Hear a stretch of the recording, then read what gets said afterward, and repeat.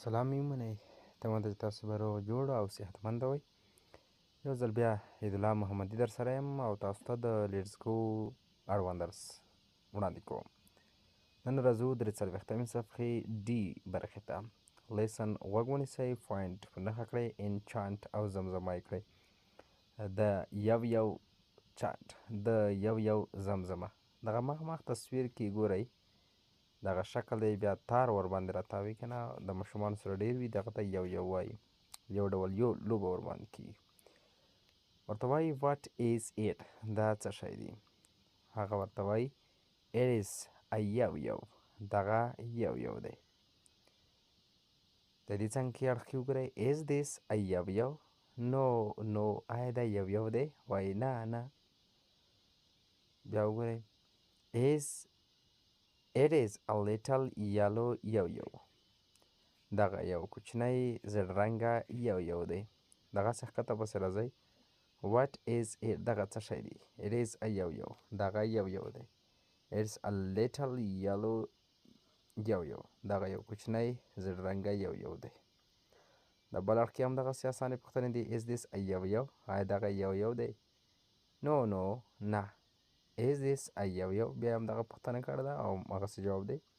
وروستی کې بیا خالي ځواب ورکړی دی yes it is a little یو، بلې دغه یو کوچنی یو دی.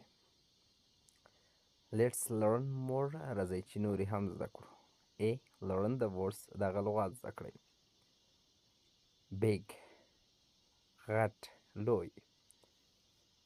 کوچني ته څه وایي؟ little. نوي ته څه وایي؟ new. زاړه ته څه وایي؟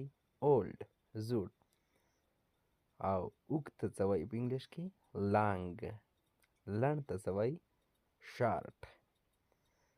ګرد ته څه وایي؟ round. مربع ته څه وایي؟ مربع شکل چې لري square. b make sentences، جملې جوړې کړئ. لکه it's little، دغه کوچنی دی. it's a little box، دا کوچنی بکس دی. تاسې نور جوړې کړئ دغسې. مثلا ووایئ چې دغه کوچنی دی، یو شی ووایئ چې it's big، دا غټ ده. ووایئ چې it's a big box، دا یو غټ بکس دی. داسې نور تاسو جملې جوړولی شئ. سی ته راشئ. لیسن پوینټ انچانټ، غوږ ونیسئ، په نښه کړئ او زمزمه یې کړئ. is it a big box، آیا دغه لوی بکس دی؟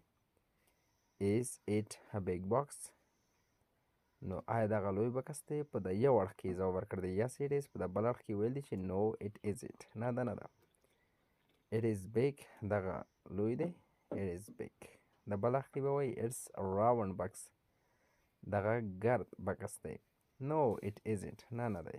بیا پوښتنه کوي د بل اړخ کې چپ اړخ کې is it a square box، آیا دغه مربع شکله بکس دی؟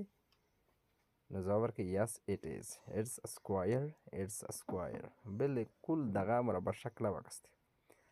د بل اړخ کې وایي چې is it a big box، آیا د لوی بکس دی؟ yes it is، بلې ده it is a big square box. خو راشئ ډي ته. ډي کې وایي چې ride a bicycle، په بایسکل باندې سورلي کول یا بایسکل باندې سورلي وکړئ. jump rope، په پړې باندې ورزیدل ورته وایي. څه ورته وایي؟ د مخ تصویر کې ګورئ. through a ball، د یو بال شړل. که امر ورته وکړئ همدغسې ویل کېږي بال وشړه. through a ball، بال وشړه.